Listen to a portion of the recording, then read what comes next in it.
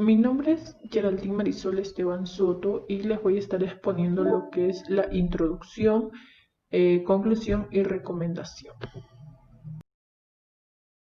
Introducción. En el presente trabajo de investigación nosotros abordaremos todo lo relacionado con el tema del electromagnetismo, ya que es un tema de suma importancia y también es muy extenso para la física. Además, dicho estudio nos manifiesta los numerosos experimentos que se llevaron a cabo en el siglo XVII y que aún se siguen completando según cómo pasan los años. Para que nosotros podamos comprender mejor el tema del electromagnetismo, debemos enfocarnos en dos subtemas que son la electricidad y el magnetismo, el cual fue inicialmente desarrollado por el científico francés Ampère. Nuestro principal objetivo es dar a conocer la teoría de Maxwell, al igual que sus fórmulas. Para ello nosotros representaremos mediante el experimento de Oersted, el cual lo explicaremos detalladamente en las próximas páginas. Antes de proseguir con la explicación, también citaremos a diferentes autores que han contribuido con el electromagnetismo. Justificación. La teoría del electromagnetismo es una de las partes de la física esenciales para obtener un mayor conocimiento del funcionamiento de nuestro mundo y sus alrededores, porque logra unir los fenómenos tanto eléctricos como magnéticos en una sola teoría, lo cual se demostró que eran pertenecientes de un solo campo electromagnético, con decir que predecía las ondas electromagnéticas, haciendo posible la creación de lo que sería la radio. Otro experimento que terminó en el uso cotidiano de las personas fue la bombilla, también un motor eléctrico, la jaula de Faraday y como otros experimentos, pero todos estos fueron desarrollados en el siglo XVII. En la actualidad, con la tecnología más avanzada, se pudo crear lo que serían los timbres, los microondas, las resonancias magnéticas, los aviones, etcétera. Por ello se verán sus usos prácticos con situaciones, oficios, trabajos o carreras, como por ejemplo la ingeniería de telecomunicaciones y en la electrónica, a través de las situaciones propuestas y un proyecto elaborado. Este nuevo conocimiento adquirido añadirá posibilidades nuevas a la versión actual del alumno, ya que aprender algo nuevo despierta la curiosidad de cualquier persona para poder brindar una respuesta a preguntas o afirmar hipótesis formuladas, lo cual tendrá como principal objetivo dar a conocer la teoría y fórmulas expuestas por Maxwell, demostrándolo a través del experimento de Ørsted. Objetivos. El objetivo general es estudiar los principios básicos de la teoría del electromagnetismo de tal forma que los estudiantes puedan aplicar dichos conceptos en la solución de problemas. Los objetivos específicos son comprender y aplicar los fenómenos y situaciones de la vida diaria, las leyes y los principios del electromagnetismo, mejorar la capacidad de abstracción del razonamiento ordenado y lógico, autoevaluar su actitud y aptitud hacia el estudio tanto del electromagnetismo como de la física y calcular todos los parámetros eléctricos y magnéticos en diferentes problemas de aplicación utilizando las técnicas matemáticas apropiadas. Fundamento teórico. La definición del electromagnetismo. A finales del siglo XVIII y principios del siglo XIX se investigaron simultáneamente las teorías de la electricidad y el magnetismo.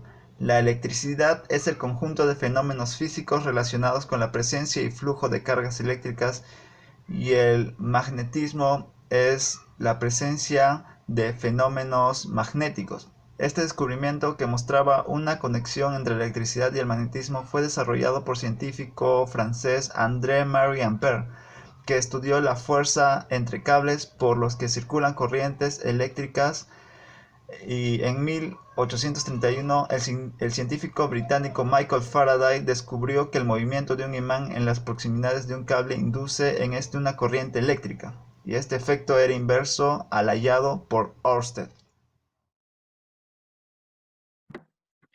Buenos días, profesor. Buenos días, compañeros. El día de hoy yo tengo el placer de hablarles del tema del campo eléctrico y ondas electromagnéticas.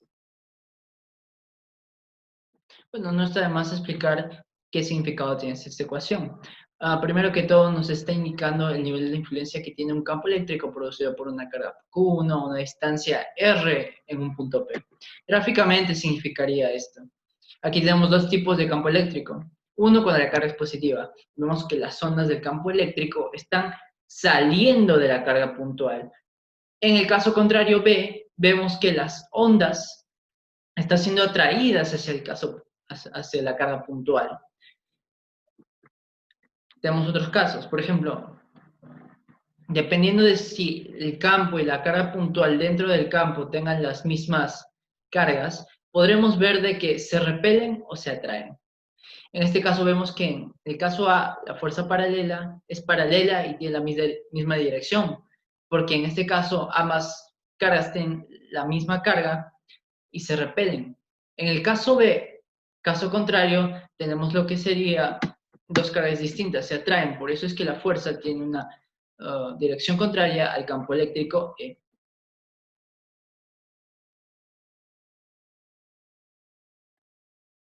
Bueno, y aquí podemos ver lo que serían las ondas electromagnéticas, ¿no?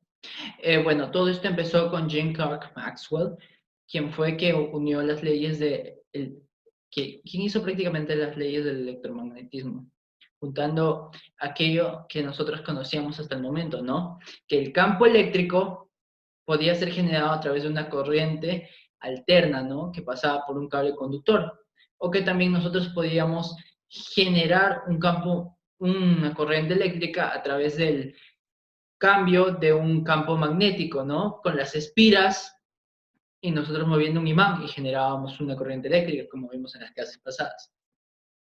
Ahora, nosotros podemos ver acá que este tipo de ondas tiene ambos tipos, el campo eléctrico y el campo magnético. Una característica fundamental es que el campo eléctrico, la velocidad que tiene la onda, y el campo magnético son perpendiculares entre sí. Otra cosa resaltante es que estas ondas van a la velocidad de la luz, que es 3 por 10 a la 8 metros por segundo. Aquí, como es una onda, trabajamos con las ecuaciones que ya conocíamos. Periodo, frecuencias, C es la velocidad de la luz, y las ecuaciones constantes para el campo eléctrico y magnético. Y bueno, acá vemos el espectro electromagnético. Acá, estos 6 colores que vemos nosotros son las ondas comunes que nosotros vemos, porque la luz es un fenómeno electromagnético.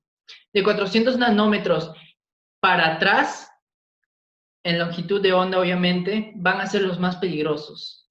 A mayor sea esta longitud de onda, menos peligrosos van a ser. Por aquí tenemos los rayos infrarrojos, al microondas y a la radio, que son las cosas comunes que vemos hoy en día. Mientras que los ultravioletas, los rayos X y rayos gamma son los más peligrosos y los más dañinos para nuestra salud, ya que estos tienen tanta energía que pueden llegar a destruir las células de nuestro cuerpo. Muchas gracias. A continuación pasaremos con mi compañero.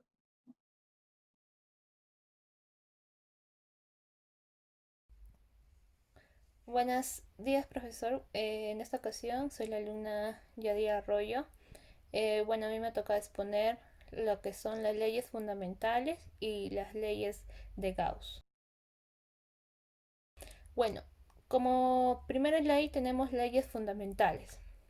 Según Maxwell, el electromagnetismo es una rama de la física que estudia las interacciones y fuerzas producidas por las partículas cargadas eléctricamente, electricidad y magnetismo. Existen 4 leyes fundamentales del electromagnetismo. Cada una de ellas se encarga de explicar un fenómeno determinado. Como primera ley tenemos a la ley de Gauss. Explica cómo se produce un determinado flujo eléctrico partiendo de la carga eléctrica. Dicho de otro modo, la cantidad y distribución de las cargas en una superficie cerrada determina la cantidad de energía eléctrica por unidad de tiempo. Según la ley Ampere, explica cómo se produce el flujo magnético en circuitos abiertos a partir de la variación del flujo eléctrico. Para ello, es necesario conocer el flujo eléctrico, así como la longitud y las características del circuito. Como tercera ley tenemos de Faraday, que explica cómo se produce un determinado flujo eléctrico partiendo de la variación del flujo magnético. De esta forma, el flujo eléctrico varía si modificamos la intensidad del flujo magnético, su posición o la posición relativa del resto de componentes con respecto al flujo magnético. Y por último, la ley de Lorentz, que consiguió por primera vez integrar la electricidad y el magnetismo en una sola fuerza. En concreto, explica la cantidad de fuerza electromagnética a la que una partícula se ve sometida. Para ello tiene en cuenta 4 factores: la carga de la partícula, el flujo eléctrico, el flujo magnético y la velocidad perpendicular al flujo magnético. Según el autor, da a entender las principales leyes fundamentales del electromagnetismo, ya que son importantes en la física. También hace referencia a los 4 factores que tiene el electromagnetismo, que son la carga, el flujo eléctrico, flujo magnético y la velocidad perpendicular al flujo magnético. Bueno, la ley de Gauss. La segunda de las ecuaciones es conocida como la ley de Gauss para el campo magnético. Según ella, el flujo magnético a través de cualquier superficie cerrada es siempre nulo. Esto equivale a decir que todas las líneas de fuerza magnética que entran en tales superficies salen de igual manera, o lo que es lo mismo, es imposible encontrar en su interior una fuente o sumídero de campo. Según el autor, la segunda ecuación de Maxwell, también llamada como la ley de Gauss, consiste en que el flujo magnético de cualquier superficie que es cerrada siempre será nulo, e incluso nos llega a mencionar que las líneas de la fuerza magnética que entra siempre saldrán de igual manera. Para eso, su fórmula es: el flujo total es igual a la carga total dentro de la superficie entre la constante eléctrica. Prosiguiendo con la exposición, quien les habla es Elena Medina y les voy a hablar acerca de la ley de Coulomb. Sabemos que en la física a las partículas se les conoce como objetos puntuales que tienen masa y carga eléctrica.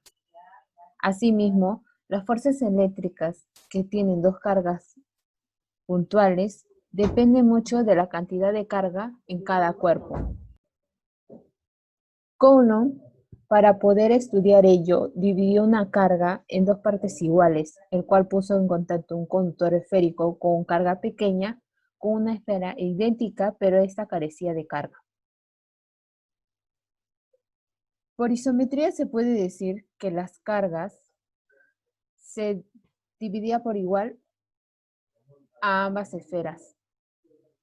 Asimismo, descubrió las fuerzas de cargas puntuales de Q1 y Q2 eran proporcionales a cada carga e inversamente a la distancia entre ellas.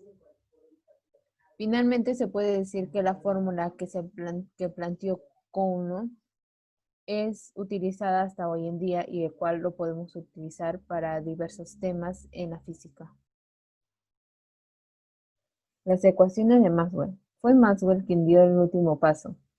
Estas ecuaciones nos hablan de cómo es y cómo se cambia el campo. La primera es la ley de Gauss. La ley de Gauss nos explica de que cargas del mismo signo se repelen y cargas de signos opuestos se atraen. Con respecto a la ley de Gauss para el campo magnético, nos explica que no hay cargas magnéticas, ya que al no ver fuentes ni sumideros, el campo magnético debe cerrarse siempre. Seguidamente, la ley de Faraday nos quiere decir que si el campo magnético aumenta, el campo se orienta en sentido de las agujas de reloj, pero si se reduce, sucede todo lo contrario. Con respecto a la ley de Ampère, nos quiere decir que si una corriente eléctrica activan el campo magnético. Ahora le daré el pase a mi compañero. Muy buenos días, profesor y compañeros. Hoy día me tocó hablar sobre la electricidad y los materiales.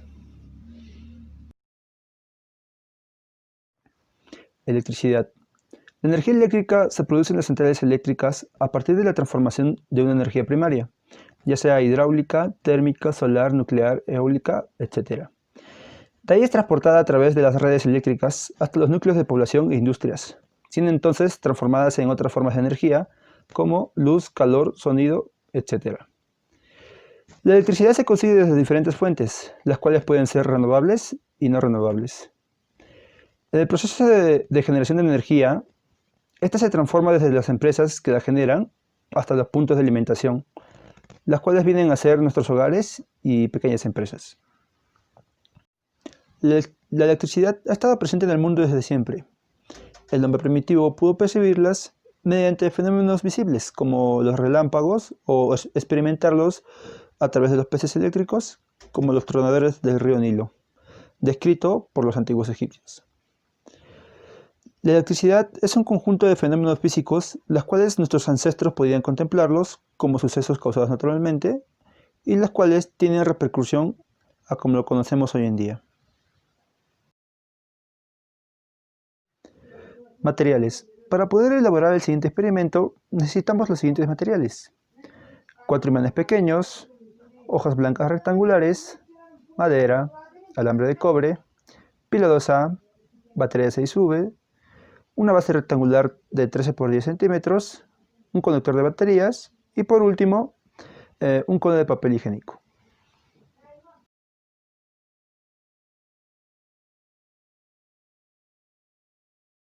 Con el procedimiento. En el paso 1, agarramos lo que sería la base rectangular pequeña junto con el palito chupetín. Ahora pegamos el palito chupetín en medio de la base rectangular con la silicona caliente. Dejamos que seque. Ahora, paso 2, agarramos lo que sería la aguja y con su parte trasera ponemos los 4 imanes separados así en 2 y lo ponemos ahí.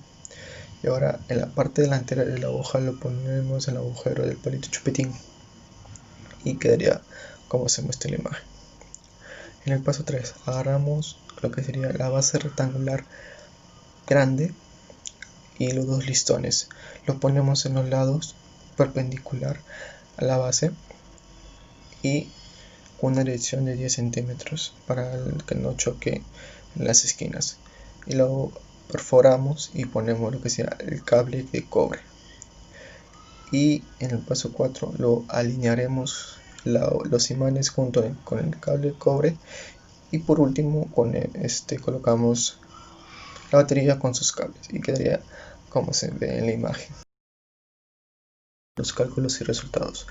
En la pregunta 1, la longitud del alambre de cobre es de 20 centímetros con una resistencia de 5 ohmios y nos pide hallar el campo magnético con un voltaje de 6 voltios. Por ahora no tenemos la corriente eléctrica, porque la corriente eléctrica tiene su fórmula es el voltaje sobre la resistencia. Sabemos que el voltaje vale 6 voltios y su resistencia 5. Al dividirlo sale que la corriente vale 1,2 amperios. La fórmula del campo magnético es el U sub 0 por la corriente eléctrica sobre 2 veces pi por la longitud. Al reemplazarlo, U sub 0 vale 4pi por 10 al menos 7. Lo reemplazamos por la corriente eléctrica que vale 1,2 sobre 2 veces pi por la longitud, que es 20 centímetros, lo convertimos a metros y sería 2 por 10 a la menos 2. 20 por 10 a la menos 2 quería, y nos da un resultado de 1,7 microtesla. En la pregunta 2 se ve que ahora lo hacemos con un cono enrollado con un cable y colgando un imán hasta el medio del cono. Al ver esto, vemos que el imán gira mucho sin detenerse, y al observarlo concluimos que a mayor número de espiras, mayor campo magnético va a haber. Y para darlo al problema, lo resolvemos con 120 espiras y con un radio de 4 centímetros del cono. Al reemplazar la fórmula sería U sub 0 por la corriente eléctrica sobre 2 veces el radio, 4 veces pi por 10 a la menos 7 por el corriente sobre 2 veces 4 por 10 a la menos 2 porque está en centímetros, y nos resulta 4,7 por 10 a la menos 7 tesla. Y ahora pregunta 3, si la pila se conecta positiva a la derecha y negativa a la izquierda, ¿qué sucedería? Si se cambia la polaridad de la pila, sucede que el sentido de la hoja va a cambiar debido al recorrido de la corriente eléctrica, y esto cambiaría también la dirección del campo magnético creado por el conductor, y también cambiaría drásticamente la dirección del campo eléctrico. Y esto Y ahora, para hallar la nueva dirección del campo magnético, usaríamos lo que sería la ley de la mano derecha.